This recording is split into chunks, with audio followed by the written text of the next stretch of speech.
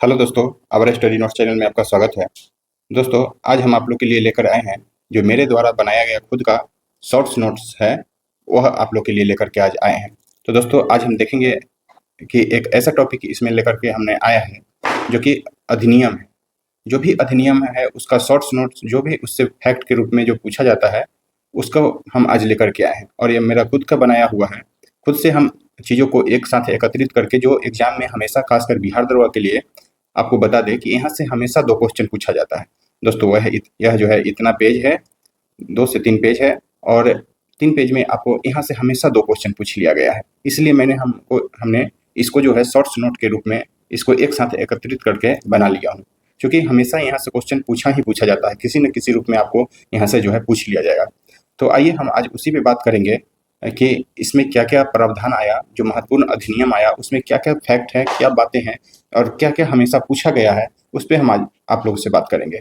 तो आइए सबसे पहले हम आपको सबसे पहले हम आज बात करेंगे आपसे महत्वपूर्ण अधिनियम। हमने बताया कि आज का टॉपिक महत्वपूर्ण अधिनियम है और यह वीवीआई टॉपिक के रूप में जाना जाता है, क्योंकि हमेशा यहाँ से पूछा ही पूछा गया है क्वेश्चन। आप प्रीवियस ईयर उठा करके देखिए, आपको क्वेश्चन यहाँ से देखने को मिलेगा। तो आइए हम बात करते हैं पहले 1773 का अधिनियम, जिसको कि दोस्तों 1773 के अधिनियम को रेगुलेटिंग एक्ट के नाम से भी हम लोग जानते हैं। रेगुलेटिंग एक्ट के नाम से भी 1773 के अधिनियम को हम लोग जानते हैं उस नाम से। उसके इसमें क्या-क्या प्रावधान आया उस पे हम लोग बात करेंगे और इसको ध्यान में रखेंगे, क्योंकि हमेशा यहाँ से क्वेश्चन पूछा जाता है। तो आइए देखते हैं 1773 का अधिनियम, जिसको कि रेगुलेटिंग एक्ट के नाम से हम लोग जानते हैं। इस अधिनियम के द्वारा जो है ना, इस अधिनियम के द्वारा हम बात करें आपसे, तो बंगाल के गवर्नर को देखिए यहाँ पे लिखा गया है, बंगाल के गवर्नर को गवर्नर जनरल बना। दोस्तों, पहले जो था ना पहले बंगाल प्रेसिडेंसी, 3 प्रेसिडेंसी था, बंगाल, बम्बई और आपको मद्रास, 3 प्रेसिडेंसी था। तो इसमें बंगाल मेन रूप से महत्वपूर्ण था और इसी बंगाल के एक गवर्नर होते थे, गवर्नर। तो इस अधिनियम के द्वारा जो है बंगाल के गवर्नर को अब जो क्या कर दिया गया, बंगाल के गवर्नर को बंगाल का गवर्नर जनरल बनाया गया। मतलब जनरल शब्द जो है इसमें जुड़ गया, तो एक नया पद, एक नया पोस्ट के रूप में गवर्नर जनरल पद आया, जो कि अब 1773 के अधिनियम के द्वारा इसी को माने बंगाल के जो गवर्नर थे उनको अब गवर्नर जनरल बना दिया गया। एक नया पोस्ट के रूप में एक नया पोस्ट आया, तो इसको ध्यान में रखना है। जैसे अगर आपसे पूछ लिया जाए फैक्ट के रूप में कि बंगाल के प्रथम गवर्नर कौन थे, तो बंगाल के प्रथम गवर्नर की अगर बात करें दोस्तों, तो लॉर्ड क्लाइव का नाम आता है। बंगाल का प्रथम गवर्नर जो है लॉर्ड क्लाइव। लेकिन अगर वही आपसे बंगाल का गवर्नर जनरल प्रथम पूछा जाए, तो यहाँ पे वारेन हेस्टिंग्स का नाम आता है, वारेन हेस्टिंग्स का नाम। दोस्तों, तो ध्यान में रखना है, यहाँ से बस एक शब्द बदलता है और आंसर बदल जाता है। अगर यहाँ पे जनरल आपसे पूछ दिया जाए, गवर्नर जनरल की बात करें, तो वारेन हेस्टिंग्स का नाम आएगा। लेकिन वही आपसे अगर पूछा जाए दोस्तों, तो यहाँ पे बंगाल के गवर्नर को, तो दोस्तों हम बात करें आपसे कि देखिए आपको बता दिए कि बंगाल के गवर्नर अगर पूछा जाए तो लॉर्ड क्लाइव का नाम आएगा, लेकिन बंगाल के गवर्नर जनरल पूछ दिया जाए तो वारेन हेस्टिंग्स का नाम आएगा। तो इसको आप लोग ध्यान में रखना है। और दूसरा प्रावधान 1773 के अधिनियम के द्वारा क्या लाया गया, कि इसमें लाया गया कि मद्रास, बम्बई, हमने अभी बताया कि दोस्तों 3 प्रेसिडेंसी था, मद्रास, बम्बई और बंगाल, जिसको कि कोलकाता प्रेसिडेंसी या बंगाल प्रेसिडेंसी भी कहा गया। तो बंगाल प्रेसिडेंसी के अब क्या किया गया कि यह 2 जो प्रेसिडेंसी था मद्रास और बम्बई को अब बंगाल के अधीन कर दिया गया। तो जो भी अब इसका तीनों अलग-अलग प्रेसिडेंसी था, लेकिन 1773 का अधिनियम आता है और यह दोनों को जो है अब इसके अधीन कर दिया गया, यानी कि बंगाल के अधीन कर दिया गया। अब यह मद्रास और बम्बई का जो भी कार्य पद्धति, जो भी यहाँ का शासन या प्रशासन जो भी होता था, वह बंगाल से कंट्रोल होता था। मद्रास और बम्बई का जो भी प्रशासन या जो भी शासन कहिए, इसका कंट्रोल पावर जो है अब बंगाल के गवर्नर जनरल के हाथ में आ गया।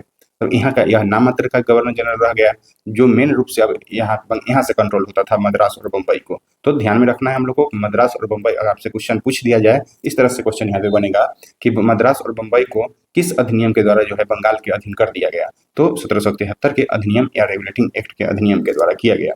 उसके बाद हम बात करें दोस्तों कोलकाता में एक सुप्रीम कोर्ट की, इसी अधिनियम के द्वारा दोस्तों 1773 के अधिनियम के द्वारा कोलकाता में एक सुप्रीम कोर्ट की जो है स्थापना किया गया 1774 में। तो दोस्तों ध्यान में रखना है हम लोग को कि 1773 के अधिनियम के द्वारा 1773 के अधिनियम के द्वारा कोलकाता में एक सुप्रीम कोर्ट की स्थापना किया गया। कब? तो 1774 में। इसी अधिनियम के द्वारा 1774 में सुप्रीम कोर्ट की स्थापना किया गया, जिसके प्रथम मुख्य न्यायाधीश के रूप में एलिजा एम्पे को जो है याद रखा जाता है। आपसे कभी पूछ लिया जाए कि बंगाल के प्रथम गवर्नर जनरल बंगाल में प्रथम जो है मुख्य न्यायाधीश यानी कि सुप्रीम कोर्ट की जो स्थापना हुआ था उसके प्रथम मुख्य न्यायाधीश कौन थे? तो एलिजा एम्पे थे। और इसमें एक एक प्रावधान और लाया गया कि 4 सदस्यीय परिषद का जो है गठन किया गया। इसमें 4 सदस्यों का एक परिषद का गठन किया गया और जिसमें 4 सदस्यों को शामिल किया गया। नेक्स्ट बात करें दोस्तों सेटलमेंट एक्ट। अब सेटलमेंट एक्ट क्या था उसके बारे में देखिए। तो रेगुलेटिंग एक्ट की जो भी कमियां थी ना, यहाँ पे देखिए सेटलमेंट एक्ट पहले तो कब आया सेटलमेंट, तो डेट याद रखना है 1781 में। सेटलमेंट एक्ट कब आया? 1781 में, ध्यान रखना है। और रेगुलेटिंग एक्ट कब आया था? तो 1773 में। यह डेट याद रखा जाता है, तो हम लोग को यहाँ से डेट याद रखना है। रेगुलेटिंग एक्ट के कमी जो भी कमी वहाँ रह गया था, यहाँ पे देखिए रेगुलेटिंग एक्ट की कमी को दूर करने के लिए जो है सेटलमेंट एक्ट लाया गया था। जो भी 1773 के अधिनियम में कमी था उसको दूर करने के लिए यह सेटलमेंट एक्ट लाया गया था। और इसमें एक प्रावधान और क्या आया, कोलकाता की सरकार को जो है ना अब बंगाल, बिहार और उड़ीसा के अधीन कर दिया गया। देखिए कोलकाता की सरकार को अब बंगाल, बिहार और उड़ीसा के लिए भी विधि बनाने का जो है अधिकार प्रदान किया गया। मतलब अब कोलकाता की सरकार और मजबूत हो गई। यहाँ से हमने पहले देखा कि बम्बई और मद्रास का पावर भी कोलकाता को मिल गया था। अब यहाँ पे हम लोग देख रहे हैं कि बिहार, उड़ीसा का पावर भी अब किसको दे दिया गया? बंगाल, बिहार और उड़ीसा का पावर जो है कोलकाता सरकार को। दोस्तों यहाँ पे बंगाल एक प्रांत के रूप में था और सरकार को हम लोग वहाँ पे कोलकाता सरकार बोलते थे। तो कोलकाता सरकार को अब बंगाल का, बिहार का और उड़ीसा का भी पावर जो है इसको दे दिया गया था। तो यह प्रावधान मतलब और कोलकाता प्रेसिडेंसी जो था और मजबूत हो गया, उसका पावर और बढ़ गया। तो हम लोग को ध्यान में रखना है, यहाँ से आपसे क्वेश्चन पूछा जा सकता है कि बंगाल, बिहार और उड़ीसा के विधि बनाने का प्रावधान जो अधिकार जो है कोलकाता को सरकार को दिया गया था किस अधिनियम के द्वारा? तो सेटलमेंट एक्ट 1781। हम लोग को यहाँ से एक पॉइंट इसको ध्यान में रखना है। अब आगे हम बात करें आपसे तो 1784 का पिट्स इंडिया एक्ट आया 1784 में, तो इसको ध्यान में रखा जाता है। पहले आपसे पिट्स इंडिया एक्ट डेट पूछ लिया जाएगा 1784 पिट्स इंडिया एक्ट, तो यहाँ पे ध्यान रखना है। दोस्तों यहाँ पे प्रावधान जो लाया गया वह था दोहरे प्रशासन का प्रारंभ। हमने शॉर्ट फॉर्म में लिखा है दोस्तों ताकि याद करने में सुविधा हो, ज़्यादा लंबा नहीं, कोड वर्ड के रूप में हम लोग इसको ध्यान में रखेंगे। अगर आपसे पूछा जाए कि दोहरे प्रशासन का प्रारंभ किस अधिनियम के द्वारा आया, तो 1784 के पिट्स इंडिया एक्ट के द्वारा। अब दोहरे प्रशासन में क्या हुआ कि बोर्ड ऑफ कंट्रोल और बोर्ड ऑफ डायरेक्टर दोहरे प्रशासन दो तरह की जो है प्रशासन का प्रारंभ जो है यहाँ से शुरू हुआ। यहाँ पे है कि कंपनी के कर्मचारियों को उपहार या रिश्वत पर रोक लगा दिया गया। कंपनी के कर्मचारी को रिश्वत को ही उपहार कहा जाता था पहले। तो उसका जो भी रिश्वत लेता था कर्मचारी, जो भी कंपनी के कर्मचारी रिश्वत लेते थे उस पर जो है रोक लगाया गया 1784 के पिट्स इंडिया एक्ट के द्वारा। और आगे हम बात करें तो दोहरे प्रशासन के रूप में बोर्ड ऑफ कंट्रोल की स्थापना किया गया। बोर्ड ऑफ कंट्रोल की जिसमें 6 सदस्य को शामिल किया गया और यह बोर्ड ऑफ कंट्रोल जो था वह राजनीतिक मामलों की सुनवाई करता था। तो दोस्तों यहाँ पे ध्यान रखना है कि बोर्ड ऑफ कंट्रोल की अगर आपसे बात पूछा जाए तो यह राजनीतिक मामले के लिए बनाया गया था। उसके बाद दूसरा जो प्रशासन आया बोर्ड ऑफ डायरेक्टर्स जो था व्यापारिक मामलों के लिए। यह व्यापारिक जो भी मामला था उसको देखरेख के लिए बोर्ड ऑफ डायरेक्टर्स की स्थापना किया। जैसा कि हमने बताया कि दोहरे प्रशासन की शुरुआत हुई जिसमें एक बोर्ड ऑफ कंट्रोल और बोर्ड ऑफ डायरेक्टर्स। तो बोर्ड ऑफ कंट्रोल जो था वह राजनीतिक मामले को देखता था और बोर्ड ऑफ डायरेक्टर्स जो थे वह व्यापारिक मामले को देखते थे। तो यहाँ से ध्यान रखना है इस पॉइंट को। उसके बाद हम बात करें आपसे कि प्रांत के सरकार को भंग करने का जो है अधिकार गवर्नर जनरल को दिया गया। देखिए प्रांत की सरकार जो कि प्रांत उस समय उसको बोलते थे जिस तरह से हम लोग अभी राज्य बोलते हैं, स्टेट बोलते हैं। देश के अंदर जो है स्टेट था, तो उस समय जो है राज्य को जो है प्रांत बोला जाता था। अब प्रांत की सरकार को अधिकार दिया गया ऐसा कि गवर्नर जनरल जो भी वहाँ के थे उसके सरकार को भंग कर सकता था। जस्ट लाइक समझिए कि अगर प्रांत में बात करें तो जैसा कि राज्यपाल भंग कर सकता है राज्य की सरकार को, उसी तरह से है गवर्नर जनरल को पावर दिया गया प्रांत की सरकार को भंग करने का। तो यह 1784 के पिट्स इंडिया एक्ट के द्वारा जो प्रावधान लाया गया। अब एक और प्रावधान इसमें क्या लाया गया कि कर्मचारी के ऊपर जो है मुकदमा का प्रावधान किया गया। जैसा कि हमने देखे कि कंपनी के कर्मचारी को रिश्वत देने पर रोक लगाया गया और उसके साथ ही साथ कर्मचारी के ऊपर मुकदमा का भी प्रावधान। अगर मान लीजिए कोई आपसे जबरदस्ती करता है, जबरदस्ती रिश्वत लेता है, तो हाँ आप कर्मचारी के ऊपर मुकदमा का भी दर्ज कर सकते हैं। ऐसा प्रावधान जो है 1784 के पिट्स इंडिया एक्ट के द्वारा लाया गया। अब आगे हम बात करें आपसे 1793 का चार्टर एक्ट। तो यहाँ पे ध्यान रखना है एक पॉइंट के रूप में कि कर्मचारियों का वेतन जो है अब भारत के राजस्व से दिया जाएगा। यहाँ पे एक प्रावधान लाया गया चार्टर एक्ट 1793 के द्वारा। यह प्रावधान लाया गया कि अब जो भी कर्मचारी होंगे, चाहे वो ब्रिटिश हो, अधिकांशतर पहले ब्रिटिश का ही कर्मचारी रहता था, तो उसका जो वेतन जो है अब भारत के राजस्व से दिया जाएगा। जो भी भारत का इनकम होता था, जो भी राजस्व होता था, अब उससे इन लोग को जो है यहाँ पे वेतन दिया जाएगा कर्मचारियों को। ध्यान में रखना है, कभी अगर आपसे पूछ दिया जाए कि कर्मचारियों का वेतन भारत के राजस्व से दिए जाने की प्रावधान 1793 के चार्टर एक्ट के द्वारा किया गया। अब जो हम लोग देखेंगे वह अति अति अति महत्वपूर्ण है, तो इसको जो है सभी फैक्ट को याद रखा जाएगा, क्योंकि यहाँ से क्वेश्चन 2 से 3 बार पूछा गया है। 2 बार तो पूछा ही गया है हमेशा बिहार दरोगा में, एक पीटी में और दूसरा मेंस में भी पूछा गया है। तो यहाँ पे हम लोग चार्टर एक्ट 1813 को याद रखेंगे। तो याद क्या रखना है, इसमें हमने एक कोड बनाया है दोस्तों। एक कोड के रूप में पढ़ो लिखो प्रचार, धर्म का प्रचार करो और व्यापार मत करो, यह कोड है दोस्तों। और यही 3 पॉइंट हम हिसाब से पूछा जाता है, पढ़ो लिखो, धर्म का प्रचार करो और व्यापार मत करो। बस यह कोड के रूप में हमने एक ट्रिक के रूप में समझिए कि बनाया है। तो यह 1813 के अधिनियम के द्वारा जो है बनाया गया। तो इसमें पहली बार क्या किया गया, पढ़ो लिखो की बात करें हम, तो इसका मतलब यह था यहाँ पे कि पहली बार जो है शिक्षा पर 1 लाख रुपया का जो है खर्च करने का प्रावधान किया गया, लेकिन किया नहीं, 1 लाख रुपया खर्च नहीं किया गया, केवल प्रावधान मतलब बात निकल कर गया। यह एक्ट आया था 1813 का चार्टर एक्ट, इसमें बस कहा गया कि 1 लाख रुपया आप शिक्षा पर जो है खर्च किया जाएगा, लेकिन खर्च किया नहीं गया। तो पढ़ो लिखो के मतलब हमने यहाँ पे यह लाइन लिखा।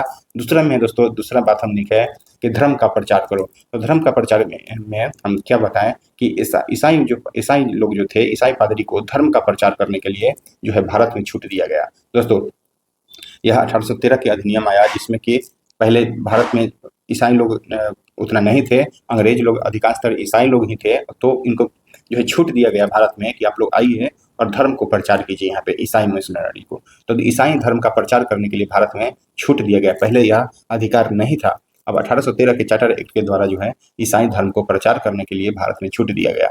दूसरा प्रावधान क्या किया गया दोस्तों कि व्यापारिक एकाधिकार को समाप्त। दोस्तों यह क्वेश्चन पूछा गया है बिहार दरोगा में, तो आप इसको भी लगा सकते हैं, क्योंकि क्वेश्चन रिपीट भी किया जाता है। यह बिहार दरोगा बीपीएससी में भी पूछ लिया गया क्वेश्चन है, तो इसको ध्यान में रखेंगे। एक शब्द यहाँ बदलेगा और इसका आंसर बदल जाएगा। हम आगे इसकी बात करेंगे कि कहाँ पे ध्यान रखना है।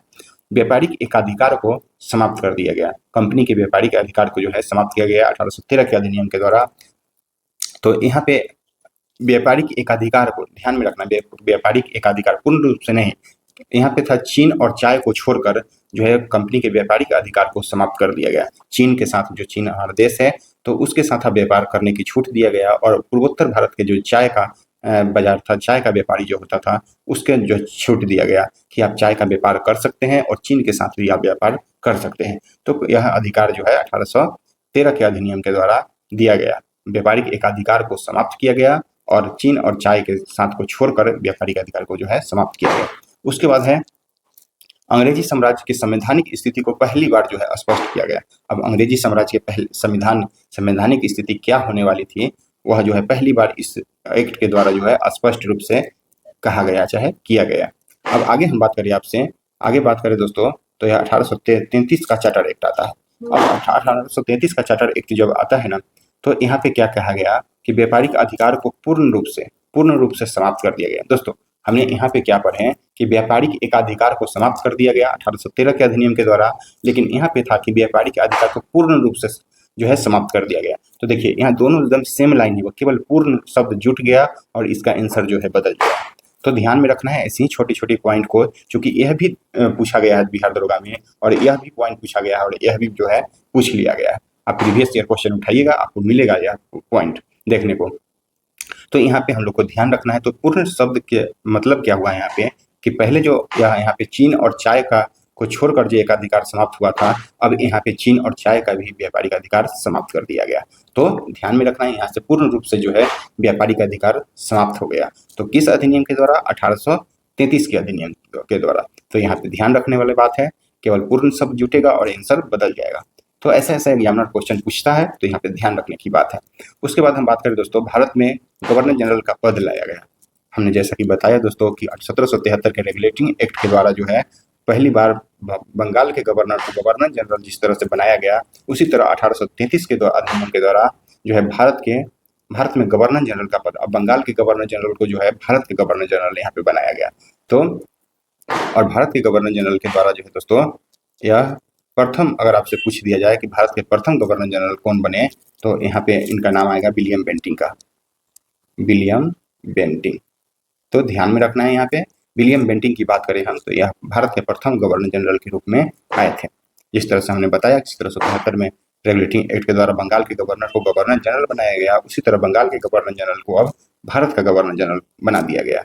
तो यह पोस्ट था और यह 1833 के अधिनियम के द्वारा लाया गया। दोस्तों यह भी क्वेश्चन जो है पूछा गया क्वेश्चन है, बीपीएससी में कितना बार पूछ लिया गया है, तो ध्यान में रखना है इसको।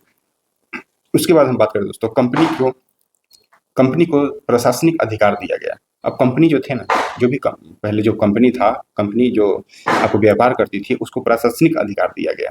तो यह बात ध्यान में रखेंगे। दास प्रथा को 1833 के अधिनियम के द्वारा दास प्रथा को गैर कानूनी घोषित किया गया। दोस्तों 1833 में गैर कानूनी घोषित किया गया और गैर कानूनी घोषित करने का ही परिणाम था कि 1843 में लॉर्ड एलनबरो के द्वारा जो है इसका उन्मूलन कर दिया गया, मतलब पूर्ण रूप से समाप्त कर दिया गया दास प्रथा को। उसके बाद है कि भारत में पहली बार संवैधानिक निर्माण का आंशिक संकेत जो है मिला 1833 के चार्टर एक्ट के द्वारा ही भारत में पहली बार संविधान निर्माण का आंशिक रूप से संकेत जो है अंग्रेजों के द्वारा दिया गया कि भारत का नियम कैसा रहेगा, कैसा किस प्रावधान के द्वारा चलेगा। संविधान मतलब क्या है? नियम कानून, राज्य व्यवस्था को चलाने के लिए ही संविधान का निर्माण किया गया था। तो यही बात को यहाँ पे लाया गया था। अब आगे हम बात करें आपसे 1853 का जो है चार्टर एक्ट, 1853 का चार्टर एक्ट आता है दोस्तों, और इसमें क्या था प्रावधान, उस पर हम लोग चर्चा करेंगे। 1853 का चार्टर एक्ट, इसमें क्या था कि पहली बार प्रतियोगिता परीक्षा का प्रारंभ हुआ। इस अधिनियम के द्वारा यह अधिनियम आया जिसमें जो है पहली बार प्रतियोगिता परीक्षा के आधार पर जो है किसी को अब नियुक्ति की बात कही गई और प्रारंभ हुआ। और लॉर्ड मैकाले आयोग आया 1854 में, जिसके आधार पर जो है पहली बार प्रतियोगिता परीक्षा आरंभ किया गया था, लॉर्ड मैकाले आयोग के सिफारिश पर। तो ध्यान में रखना है, अगर आयोग आपसे पूछे तो लॉर्ड मैकाले आयोग 1854, लेकिन अगर आपसे अधिनियम पूछ लिया जाए तो चार्टर एक्ट के द्वारा जो है 1853 में यह प्रावधान लाया गया है कि अब जो है प्रतियोगिता परीक्षा के आरंभ किया जाएगा। आगे हम देखें इसमें तो पार्लियामेंट ईस्ट इंडिया कंपनी के शासन को अब समाप्त कर सकती थी। पार्लियामेंट को यह अधिकार दिया गया इस अधिनियम के द्वारा, चार्टर एक्ट के द्वारा जो है यह अधिकार दिया गया पार्लियामेंट को कि ईस्ट इंडिया कंपनी जो थी, जो व्यापार कर रही थी भारत में, वह उसके शासन को जो है यह समाप्त कर सकती है। यह अधिकार दिया गया, किसको दिया गया? तो पार्लियामेंट, जो कि हम लोग का ब्रिटिश शासक यहाँ पे शासन चला रहे थे, तो उसके पार्लियामेंट को जो है यह अधिकार मिल गया कि वह कंपनी के शासन को अब समाप्त कर सकती है। उसके बाद है दोस्तों कि इसमें एक और प्रावधान लाया गया और उसके आधार पर जो है प्रशासनिक कार्यों को कानून बनाने वाले से अलग किया जाएगा। प्रशासनिक कार्यों को कानून बनाने वाले से जो है अलग किया जाएगा। जैसा कि हम लोग अभी संविधान में पढ़ते हैं कि कार्यपालिका को न्यायपालिका से अलग रखा जाएगा, अनुच्छेद 50 में है, अनुच्छेद 50 में इसका उल्लेख किया गया है। तो यह प्रावधान जो है 1853 के उसी के तौर पर लाया गया कि प्रशासनिक कार्यों को कानून बनाने यानी कि विधायिका को कार्यपालिका से अलग किया जाएगा। समझने के लिए हमने यहाँ पे लिख दिया है, लेकिन प्रशासनिक कार्यों को अब जो भी प्रशासनिक कार्य कर रहे थे और कानून बनाने वाले, दोनों को अलग अलग कर दिया जाएगा, अलग अलग किया गया इस अधिनियम के द्वारा 1853 के चार्टर एक्ट। तो दोस्तों इसको ध्यान में रखने की बात है, यह ध्यान में रखना है क्योंकि यहाँ से क्वेश्चन पूछा जाता है हमेशा। अब आया दोस्तों 1858 का अधिनियम। 1858 का भारत सरकार अधिनियम आया और इसमें जो है एक महारानी विक्टोरिया का घोषणा पत्र भी है और एक इसी अधिनियम के द्वारा 1 नवंबर 1858 को महारानी विक्टोरिया का घोषणा पत्र जारी हुआ। और इस अधिनियम के द्वारा जिस तरह से हमने 1773 का रेगुलेटिंग एक्ट बताया, 1773 का रेगुलेटिंग एक्ट, उसके बाद 1833 का चार्टर एक्ट बताया, उसी तर्ज पे दोस्तों भारत सरकार अधिनियम 1858 आया और इसमें जो है भारत के गवर्नर जनरल को अब जो है वायसराय का पद लाया गया। इसमें भारत में वायसराय का पद लाया गया और जो भारत के गवर्नर जनरल होते थे अब उनको जो है वायसराय जो है कहा जाने लगा। तो इसको ध्यान में रखना है कि भारत में वायसराय का पद कब लाया गया, तो 1858 के अधिनियम के द्वारा। और पहला वायसराय की बात करें दोस्तों तो कैनिंग थे, लॉर्ड कैनिंग की बात करें दोस्तों तो यह लॉर्ड कैनिंग थे प्रथम वायसराय। भारत में प्रथम वायसराय की बात करें तो यह अधिनियम किस अधिनियम के द्वारा लाया गया, तो 1858 के अधिनियम के द्वारा। और इसके द्वारा जो है पहली अगर आपसे पूछ दिया जाए भारत में वायसराय कौन थे तो लॉर्ड कैनिंग का नाम आ जाएगा। उसके बाद हम बात करें दोस्तों ईस्ट इंडिया कंपनी के शासन व्यवस्था को जो है समाप्त किया गया। ईस्ट इंडिया, जैसा कि हमने ऊपर में पढ़े कि ये पार्लियामेंट को अधिकार दिया गया था 1853 के अधिनियम के द्वारा कि अब कंपनी के शासन को जो है पार्लियामेंट समाप्त कर सकती है। लेकिन अब 1858 में जाकर के जो है ईस्ट इंडिया कंपनी के शासन व्यवस्था को जो है समाप्त कर दिया गया 1858 के अधिनियम के तहत, और जो है ब्रिटिश क्राउन के हाथों में शासन दे दिया गया। कंपनी के शासन व्यवस्था को समाप्त कर ब्रिटिश क्राउन के हाथों में जो है दे दिया गया शासन व्यवस्था को, यानी कि अब जो है शासन व्यवस्था अपना ब्रिटिश यानी कि लंदन से अब जो है कंट्रोल होता था। तो ऐसा ध्यान में रखना है। और इसी अधिनियम के द्वारा एक पद लाया गया, भारत मंत्री या भारत सचिव का पद जो है, जिसको कि भारत मंत्री बोले या फिर भारत सचिव भी बोला जाता था। तो एक पद लाया गया और इस पद पे बैठने वाले पहले व्यक्ति जो थे वह लॉर्ड स्टैनली थे, लॉर्ड स्टैनली। तो ध्यान में रखना है कि भारत मंत्री या भारत सचिव का पद जो है कब लाया गया, तो 1858 के अधिनियम के द्वारा, और इस पद पर बैठने वाले पहले व्यक्ति जो थे वह लॉर्ड स्टैनली थे। उसके बाद हमने जैसा कि ऊपर में बताया कि महारानी विक्टोरिया का पत्र जो है 1 नवंबर 1858 में जो है घोषणा किया गया। और इसमें यह कभी कभी आपसे यह डेट पूछा जाएगा, इसलिए डेट को याद रखना है। और इसमें यह महारानी विक्टोरिया घोषणा क्या की कि भारत की जनता को ब्रिटिश के प्रजा के समान जो है अधिकार दिया गया। मतलब अब कहा गया कि भारत की जनता जिस तरह से हमारे ब्रिटिश के जनता है, उसी तरह जो है अब जो है भारत की जनता भी हमारी प्रजा है। तो यह बात कही गई महारानी विक्टोरिया के द्वारा, तो यह बात ध्यान में रखना है। उसके बाद है इसी अधिनियम में जो है नौकरी में समानता का अधिकार दिया गया। अब नौकरी में जिस तरह से ब्रिटिश जॉब करते थे, उसी प्रकार अब भारत के लोगों को भी यह समानता दिया गया। मतलब ब्रिटिश और भारत के लोगों प्रजा को समान कर दिया गया। अब भेदभाव की बात यहाँ पे नहीं कही गई, लेकिन होता ही था। उसके बाद हम बात करें तो इसमें इस अधिनियम को जो है दोस्तों मैग्ना कार्टा, यहाँ पे मैग्ना कार्टा हो जाएगा। तो मैग्ना कार्टा जो है कहा गया भारतीय के लिए। अतः आपसे कभी पूछ दिया जाएगा कि किस अधिनियम को भारतीयों का मैग्ना कार्टा कहा गया, तो 1858 के अधिनियम। इसलिए मैग्ना कार्टा कहा गया, जैसा कि आप देख रहे हैं यहाँ पे देख रहे हैं कि एक भारत सचिव यानी कि भारत मंत्री का भी पद लाया गया। उसके बाद आपसे देखिए कि यहाँ पे घोषणा में बात हो गई कि अब भारत की जनता को ब्रिटिश के प्रजा के समान जो है समझा जाएगा। उसके बाद नौकरी में भी समानता दिया गया। तो इतना छूट अगर अंग्रेजों के द्वारा जो है दे दिया गया था, तो इसीलिए जो है इस अधिनियम को भारत के लिए मैग्ना कार्टा कहा, महाअधिकार पत्र जो है इसको कहा गया। तो इस बात को ध्यान में रखना है। यह घोषणा पत्र का डेट याद रखा जाता है यहाँ से, और आपको ब्रिटिश क्राउन के यह भी पॉइंट पूछ लिया गया है, तो ध्यान में रखना है आपको यहाँ से। उसके बाद हम बात करें दोस्तों 1861 का अधिनियम। अब हम बात करने जा रहे हैं आपसे 1861 के अधिनियम। 61 में क्या बात करेंगे कि अब गवर्नर जनरल को जो भी गवर्नर जनरल होते थे 1861 में, गवर्नर जनरल या वायसराय कहा जाता था, तो उसके अध्यादेश जारी करने का जो है अधिकार, जिस तरह से हम लोग अभी पढ़ते हैं भारतीय संविधान में कि राज्यपाल अध्यादेश जारी करते हैं और उधर राष्ट्रपति, तो राष्ट्रपति 123 अनुच्छेद के द्वारा अध्यादेश जारी करते हैं, और राष्ट्रपति जो और राज्यपाल जो है 213 अनुच्छेद के द्वारा अध्यादेश जारी करते हैं। तो उसी तरह यह अध्यादेश जो है गवर्नर जनरल को कब दिया गया, कब किस अधिनियम के द्वारा यह प्रावधान लाया गया, 1861 के अधिनियम के द्वारा। 1861 के अधिनियम के द्वारा जो है गवर्नर जनरल को अध्यादेश जारी करने का प्रावधान जो है लाया गया, अधिकार दिया गया। उसके बाद में दोस्तों इसी अधिनियम के द्वारा 1861 के अधिनियम के द्वारा जो है प्रशासन को विकेंद्रीकरण किया गया।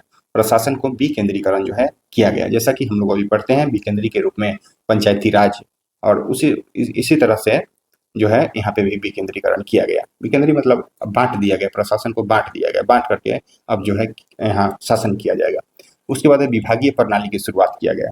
1861 के अधिनियम के द्वारा विभागीय प्रणाली की शुरुआत जो है, विभागीय प्रणाली मतलब इससे पहले विभाग नहीं था, अब अलग अलग कार्यों के लिए अलग अलग विभाग जो है बनाया गया।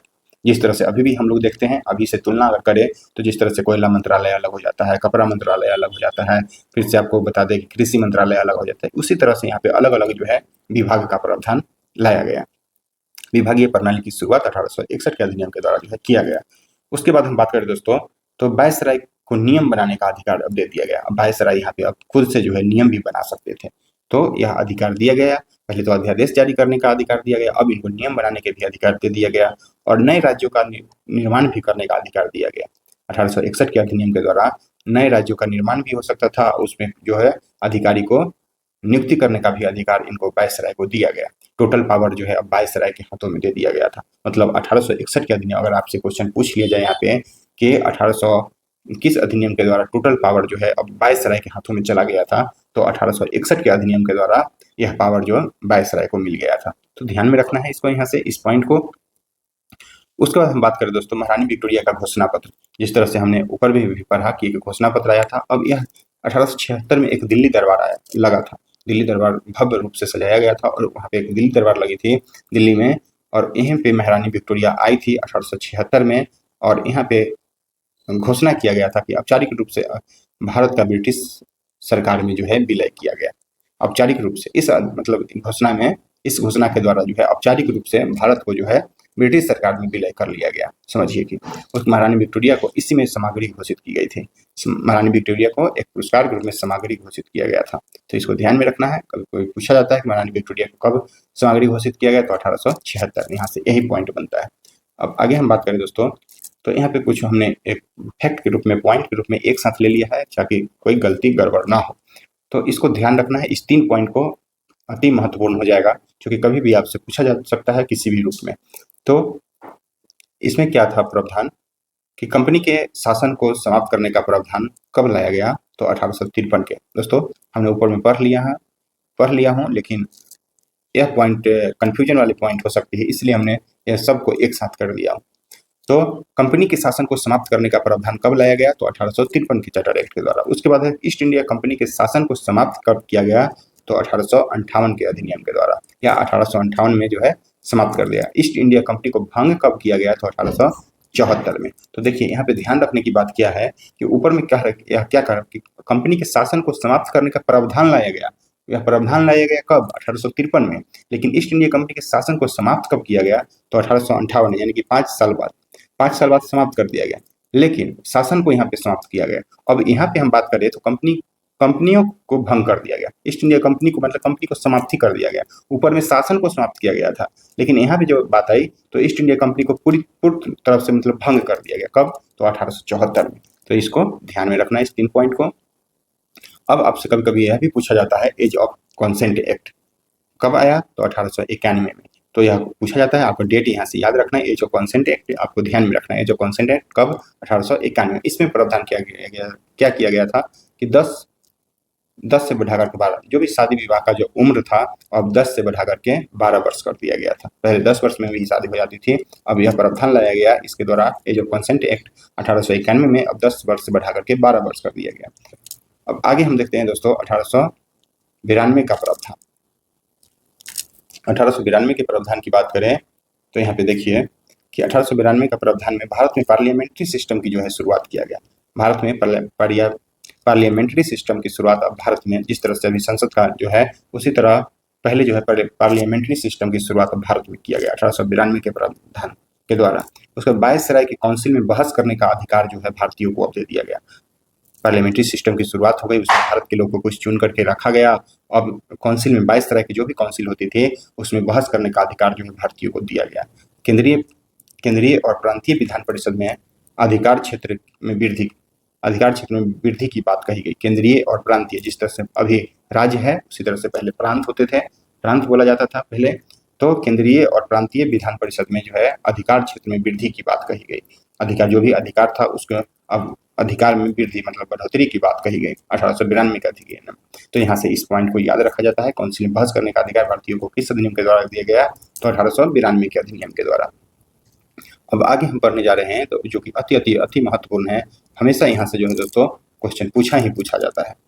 तो आइए इसमें 1909 के अधिनियम, 1909 के अधिनियम को हम लोग ही मार्ले मिंटो सुधार, आपसे कभी कभी यही पूछा जाएगा कि मार्ले मिंटो सुधार अधिनियम कब लाया गया, तो 1909 में। या फिर 1909 के अधिनियम को क्या बोला जाता है या क्या नाम से जाना जाता है, तो मार्ले मिंटो सुधार। दोस्तों मार्ले जो थे ना, यह भारत सचिव थे, और मिंटो जो थे वह गवर्नर जनरल या वायसराय थे। तो यहाँ पे इन्हीं दोनों के नाम पर जो है मार्ले मिंटो सुधार अधिनियम लाया गया।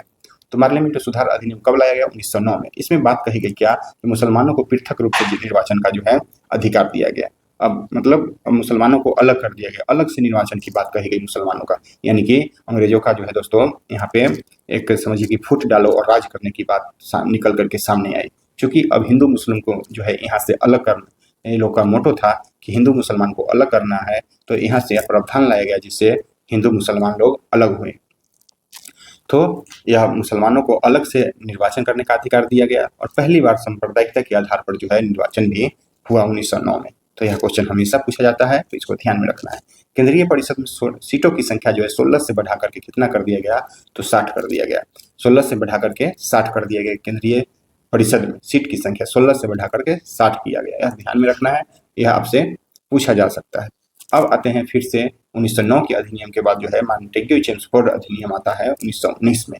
तो यह भी ध्यान में रखना है, जिस तरह से मार्ले मिंटो सुधार अधिनियम था उसी तरह से दोस्तों यहाँ पे मॉन्टेग्यू जो थे भारत सचिव थे, और यहाँ पे जो थे चेम्सफोर्ड जो थे दोस्तों, यहाँ पे मॉन्टेग्यू चेम्सफोर्ड यह जो है गवर्नर जनरल वायसराय थे।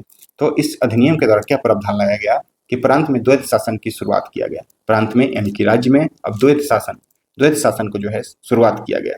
उसके बाद क्या प्रावधान लाया गया कि सिख ईसाइयों को पृथक निर्वाचन का प्रावधान, जिस तरह से 1909 में मुसलमानों को पृथक निर्वाचन किया गया, उसी तरह से अब सिख ईसाई को भी जो है दोस्तों हिंदुओं से अलग किया गया। यानी कि भारतीयों में फुट डाला गया, सबको धीरे धीरे अलग किया गया। पहले मुसलमानों को अलग किया गया, अब सिख ईसाई को भी यहाँ पे अलग किया गया।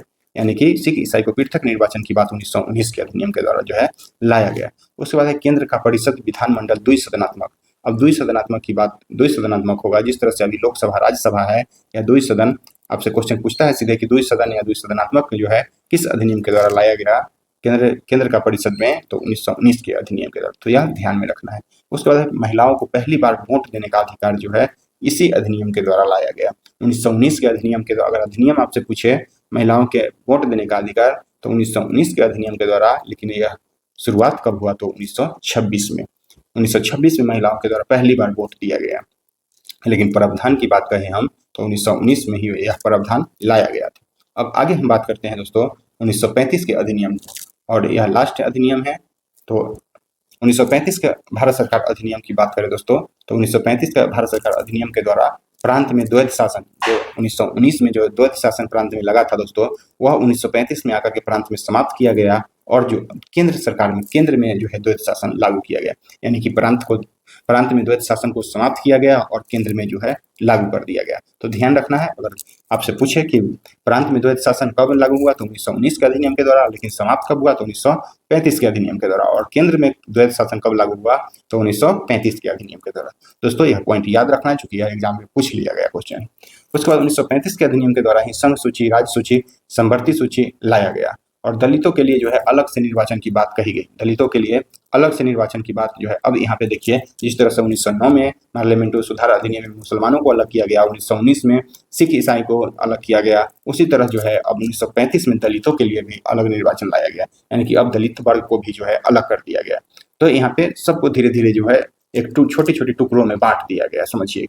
और इसी अधिनियम के द्वारा जो है, इस अधिनियम का जो अधिकांश बात को भारत के संविधान में 75 से 80% भाग जो है 1935 एक्ट, बहुत सारा इसमें प्रावधान आया था, तो इसमें से लगभग 75 से 80% भाग जो है 1935 एक्ट से लिया गया। दोस्तों इसी अधिनियम की बात करें हम लोग, इसी अधिनियम के द्वारा 1935 के अधिनियम के द्वारा ही बात करें, तो आपको उड़ीसा को 1936 में उड़ीसा को बिहार से जो है अलग कर दिया गया। बिहार से अलग किया गया 1936 के अधिनियम के द्वारा। इसी अधिनियम के द्वारा जो है पहली बार आपको बात कहें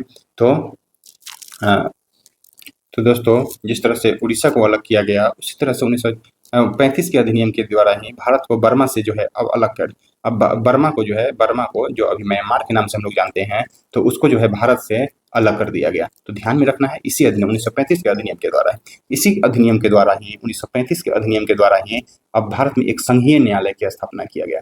एक जो है संघीय न्यायालय की, जो केंद्र स्तर पर न्यायालय होगा, जिस तरह से सुप्रीम कोर्ट की हम बात करें, तो संघीय न्यायालय की स्थापना इसी अधिनियम के द्वारा किया गया। इसी अधिनियम के तहत जो है दोस्तों आरबीआई की भी स्थापना इसी अधिनियम के द्वारा 1 अप्रैल 1935 को इस अधिनियम के अंतर्गत किया गया। इसे इसका अधिनियम आया था 1934 में। 1934 के अधिनियम के द्वारा 1 अप्रैल 1935 को जो है 1 अप्रैल 1935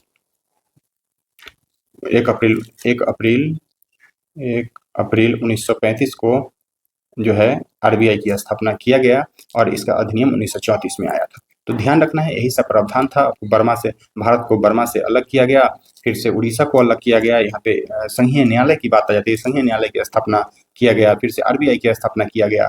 तो 1935 के अधिनियम के द्वारा ही यह सब आता है। 1935 के अधिनियम से ही दोस्तों अधिकांश बात हमारे संविधान में जो है ले लिया गया है। लगभग 75 से 80% बात को 1935 के अधिनियम की बात को जो है लिया गया है। तो दोस्तों यही था आज का हमारा यह टॉपिक शॉर्ट्स नोट्स के रूप में। इसमें और फैक्ट हो सकते हैं, लेकिन जो अति महत्वपूर्ण है हमने उसी पॉइंट को अपने नोट्स में, नोट्स शॉर्ट्स नोट मतलब क्या होता है, वही जो इम्पोर्टेंट हो, जो हमेशा बार बार एग्जाम में पूछा जाता है, तो उसी पॉइंट को जो है दोस्तों हमने लिया है आज। तो उम्मीद करते हैं कि आप लोग को यह वीडियो पसंद आएगा, और अच्छा लगे तो दोस्तों लाइक शेयर सब्सक्राइब कीजिए और कमेंट कीजिए। धन्यवाद। दोस्तों आपको सूचना बता दें, हम एक सूचना बता दें कि आपको बता दें कि मेरा टेलीग्राम चैनल पे क्विज सीरीज चलता है, डेली होमवर्क सीरीज के रूप में, आवर स्टडी नोट्स। यही आप टेलीग्राम पे सर्च मारिएगा तो आपको मिल जाएगा देखने को। टेलीग्राम का यही नोट्स आवर स्टडी नोट्स है, इस पर सर्च मारिएगा टेलीग्राम पर। वहाँ पे आपको नई सीरीज से आज से दोस्तों केमिस्ट्री है, फिर से आपको पॉलिटी चल रहा है, आपको पॉलिटी अभी शुरू हुआ है दोस्तों, पॉलिटी और मिडेवल हिस्ट्री चल रहा है। तो जो भी लोग, और उसके बाद रेलवे स्पीडी चलता है, रेलवे स्पीडी, और उसके बाद करंट अफेयर, यानी कि यह 5 सब्जेक्ट को हम लोग पर डे लेकर के चलते हैं। रात में 9